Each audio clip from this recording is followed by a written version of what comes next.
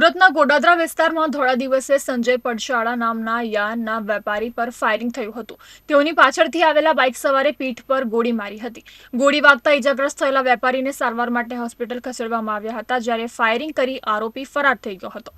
સર્જાયેલી ઘટનાને પગલે ચકચાર મચી ગઈ હતી. પોલીસ દ્વારા આરોપીને ઝડપી લેવા માટે ચક્રો ગતિમાન કર્યા છે અને ફાયરિંગ કેમ કરવામાં આવ્યું તે દિશામાં તપાસ હાથ ધરવામાં આવી છે. કોઈ ફાયરિંગ કર્યું હોવાનું એમને થોડુંક અનુભૂતિ થઈ. પછી ચેક કરતા એમને ખ્યાલ આવ્યો કે કોઈકે એમને ગોળી મારી છે અને ત્યારબાદ તરત એમને મેડિકલ માટે લઈ જવામાં આવ્યા. પોલીસે અત્યારે પ્રાથમિક વિગતો મેળવી અને જે પણ શંકાસ્પદ વ્યક્તિઓ છે એ લોકોને તપાસવાની શરૂઆત કરી છે. આ ઉપરાંત જે ભોગ બનનાર છે એમની પણ અમે ડિટેલ મેળવી રહ્યા છીએ.